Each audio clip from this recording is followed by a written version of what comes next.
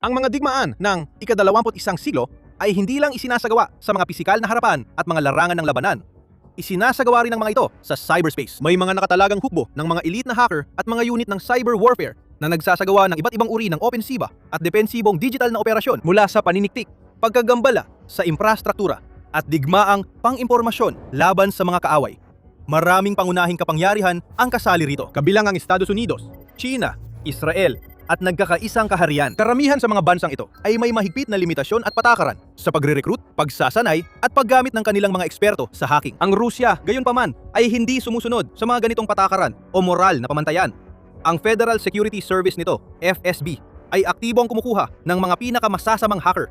Nire-recruit ang mga kriminal na hacker sa kanilang hanay imbes na ipadala sila sa kulungan. Mga scammer, carder, developer ng malware, operator ng ransomware, mga hacker group na naglalabas ng kahinaan sa network ng kumpanya para pasukin ang kanilang depensa at illegal na nakawin ang trade secret at sensitibong datos. Ito ang mga uri ng tao na inilarawan ni Vladimir Putin bilang mga artista noong 2017 edisyon ng taunang St. Petersburg International Economic Forum ng Russia na nagsabing para silang mga artista.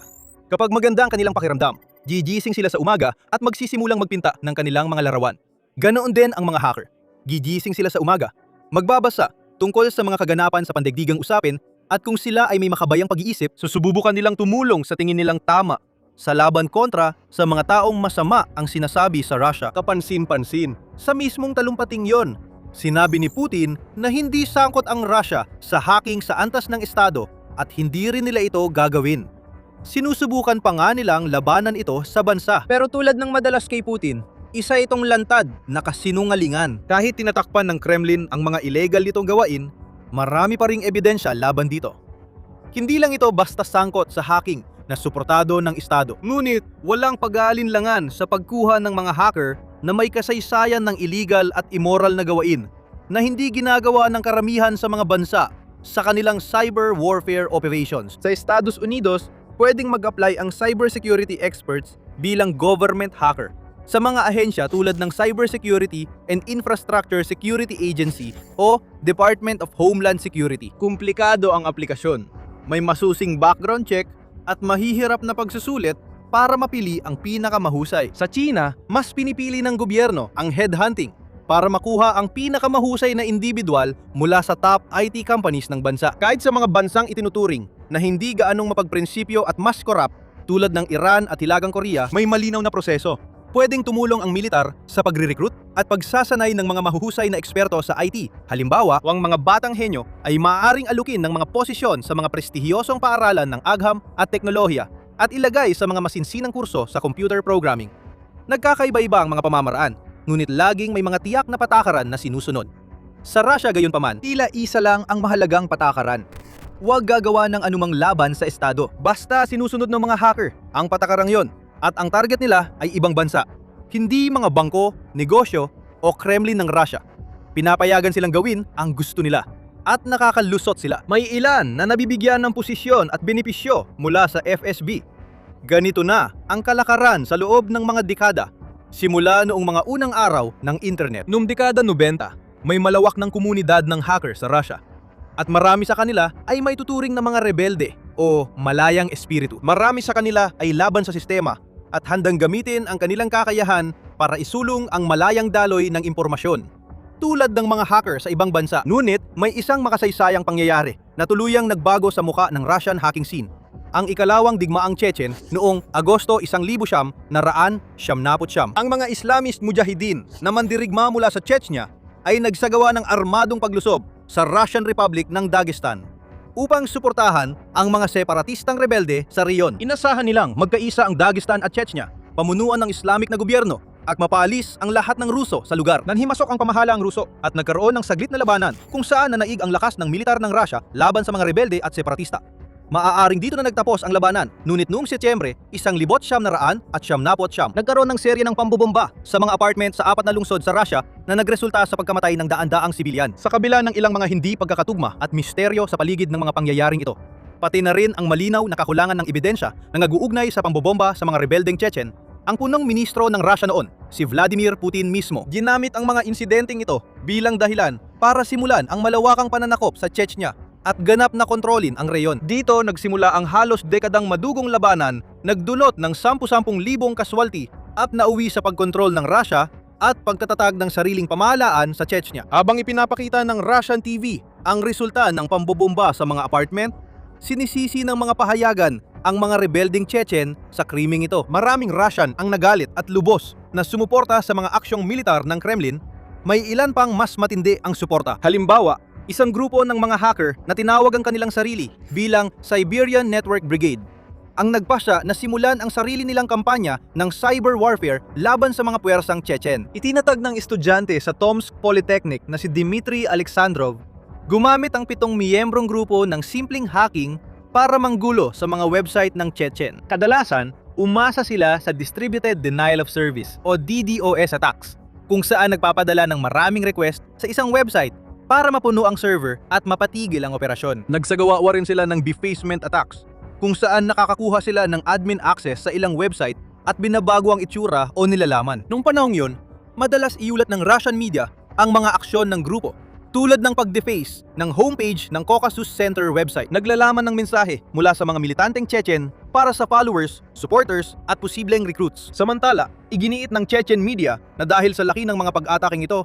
malamang ay hindi ito gawa ng mga independenteng amateur, kundi ng isang grupong suportado ng Estado. Sa katunayan, inakusahan pa nila ang Russian FSB na siyang nagsagawa ng mga pag-atake. Kailanman hindi ito napatunayan, pero ito ang unang malaking kasong iniuugnay ang security service ng Russia sa mga kriminal na hacker. At tiyak, hindi ito ang huli. Habang natatapos ang dekada 90 at nagsisimula ang bagong milenyo, nagsimulang lumitaw ang iba't ibang grupong Russian hacker at mga nag-iisang gumagalaw na bumubuo ng mga bagong teknik at kagamitan upang mas maging epektibo ang kanilang mga pag-atake. Mga kagamitan tulad ng Masyania email worm, inilabas noong 2002, ang mapaminsalang software na ito ay gumamit ng mga teknik na pinasikat ng naunang Melissa virus. Pinanggalanan ito ng mga hacker mula sa Russian animated character na si Masyania at ipinadala bilang email attachment. Mukhang inosente ang mga attachment sa unang tingin. Ngunit kapag naklik ito ng mga biktima, mahahawa ang kanilang mga computer at kakalat ang virus sa pamamagitan ng pagpapadala ng kopya ng sarili nito sa lahat ng nasa contact list ng biktima. Nagiging botnet ang mga nahawaang makina kapag pinagsama-sama. Malalawak na network ng nahawaang device ang ginagamit ng cyber criminals para sa DDoS attacks. Habang lumalaki ang hacker community sa Russia, may mga bagong leader na lumiletaw. Isa sa mga leader na yon ay si Peter Levashev, na kilala rin sa pangalang Severa, ang nagpapakilalang spam king ng internet. At hindi pinalabis ang bansag na yon. Ang mga spam message ni Levashev ay nakaapekto sa napakaraming tao sa buong mundo.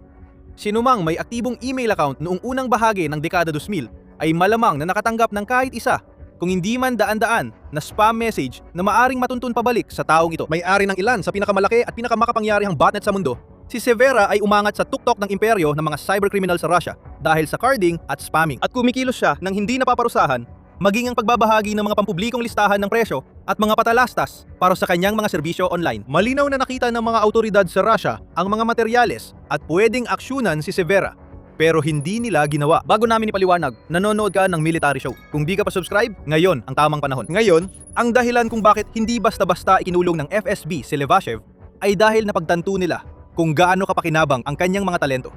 Lalo na matapos niyang buiin ang isang hacktivist group na tinatawag na Civil Anti-Terror. Orihinal, itinatag ang kilusang ito bilang paraan upang pagsamahin ang iba't ibang grupo ng mga hacker sa ilalim ng iisang layunin para mas madali silang makakilos at mas epektibong makapagkoordina ng mga atake laban sa Chechnya. Ang random na DDoS attacks at mirrepak na virus ay hindi na masyadong epektibo habang umuunlad ang cybersecurity. Kaya kinailangan ng mga Russian hacker na maging mas maparaan para makapagdulot ng seryosong pinsala sa kanilang mga kalaban.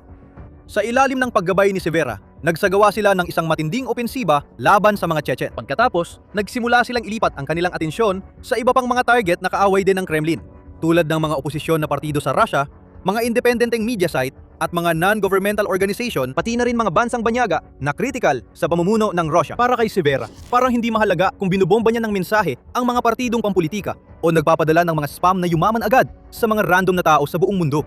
Lahat ito ay gumagana at kumikita siya sa kahit anong paraan, at halos pareho lang ang mga mekanismong ginagamit. Sa loob ng maraming taon, kumalat ang mga chismis na si Severa ay nagtatrabaho bilang isang freelance o kontratista para sa pamahalaang Ruso. Noong 2007, ginamit ang malalawak niyang mga botnet sa malaking cyber attack sa Estonia. Ilang taon ang lumipas, umamin ang mga politiko mula sa Nazi Movement at United Russia Party nasangkot sila sa pag-atake at inamin din ni Severa ang pakikipagtulungan niya sa partido. Lalo pang dumami ang ebidensya mula nun. Kasabay ng pag-atake sa Estonia, kinopya ng programmer na si Anton Noskov mula Moscow ang civil anti-terror website ni Severa para mapreserba ito upang masuri ng mga susunod na henerasyon.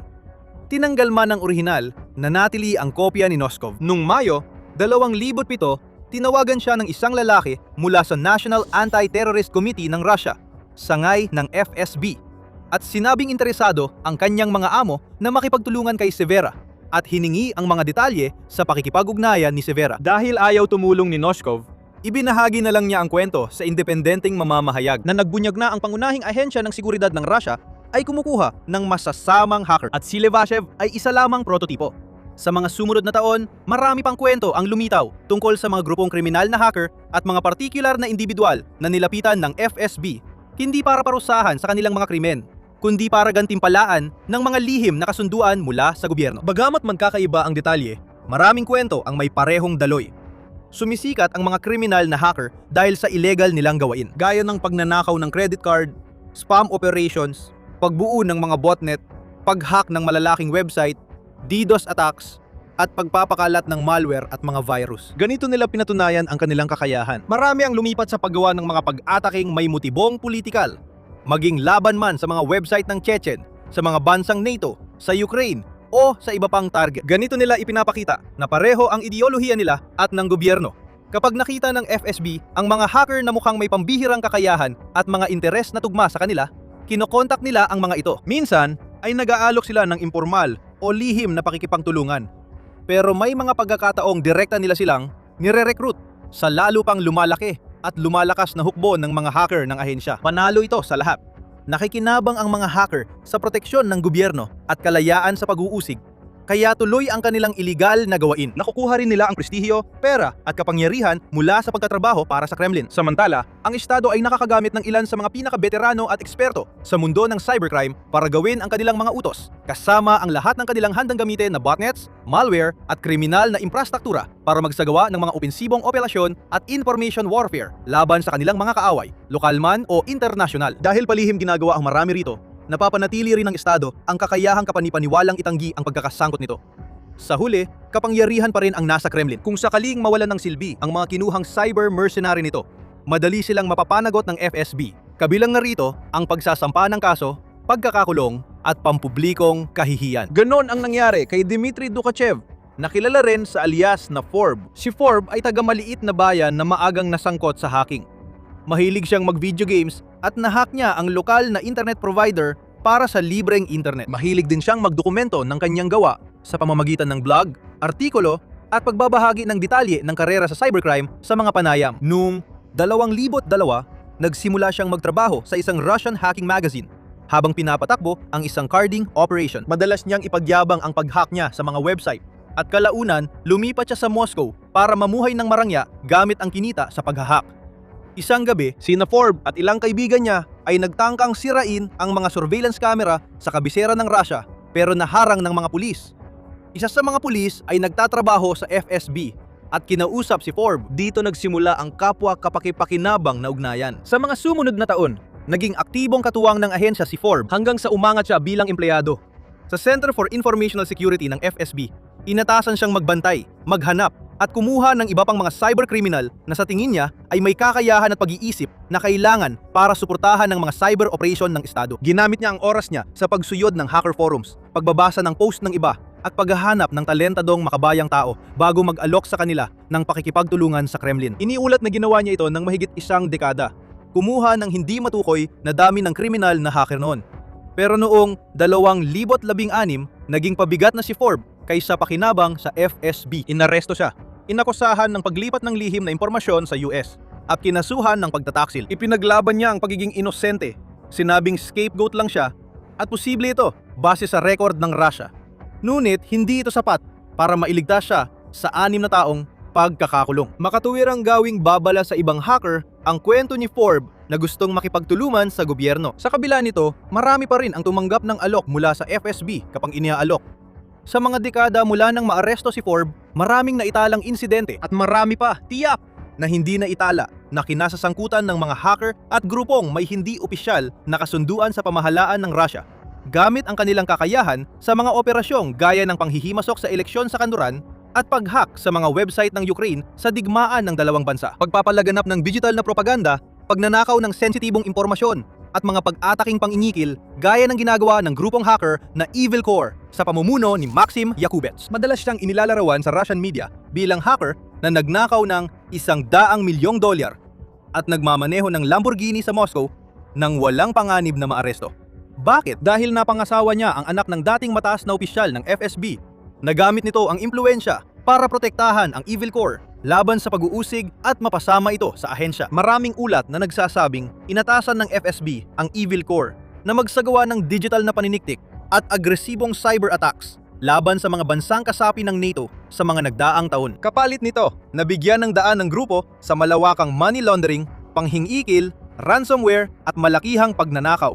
Kasama rin dito ang kilalang hacktivist group na Killnet. Nag-operate sa Telegram channel. Nabuo ang Killnet noong Marso 2022 sa simula ng digmaan laban sa Ukraine. Nagpatuloy ito sa maraming DDoS at cyber attack sa critical na infrastruktura at mga website ng gobyerno ng mga kaalyado ng Ukraine tulad ng Romania, Moldova, Norway, Latvia, Estados Unidos at Alemanya. Wala pang malinaw o konkretong ebidensya na nag-uugnay sa grupong ito o sa misteryosong leader nito na si Killmilt sa FSB. Maraming mananaliksik ang naniniwalang kahit hindi direktang nakikipagtulungan ang Killnet sa serbisyong pansiguridad, may proteksyon ito mula sa Kremlin dahil magkaugnay ang kanilang interes. Ito ang nakakatakot na katotohanan tungkol sa estratehiya ng Russia sa cyber warfare. Hindi ito tungkol sa pagre-recruit ng mga talentadong eksperto sa teknolohiya sa pamamagitan ng legal na paraan, paghahanap ng pinakamagagaling sa mga nangungunang IT firms ng bansa, o pagsasanay ng mga white hat hacker sa mga pinakamahusay na universidad ng teknolohiya. Sa halip, isa itong madilim na underground na negosyo na kinasasangkutan ng mga opisyal na ahensya ng gobyerno na nakikihalubilo sa mga kahina-hinalang grupong kriminal. Gumagawa ng lihim na kasunduan para payagan ng mga hacker na magpakalat ng virus at manloko ng milyon-milyong tao kapalit ng kaunting trabaho para sa Kremlin. Tulad ng ibang operasyon ng Kremlin, pangit at karumal-dumal ang ganitong pagninegosyo. Pero ito ang inaasahan natin sa rehimen ni Putin. Pero baka malapit nang matapos ang rehimen yon. Maaari kang matuto pa tungkol dyan sa video na ito na nagdedetalye kung paano pati ang pinakamalalapit na kaalyado ni Putin ay nagsimula ng talikuran siya at hinihikayat na ngayon ang kanilang leader na tapusin na agad ang digmaan. O kaya, panoorin ang video para makita kung paano gumanti ang Ukraine sa Russia matapos ang 8 taon. Huwag ding kalimutang mag-subscribe para sa higit pang content na ganito.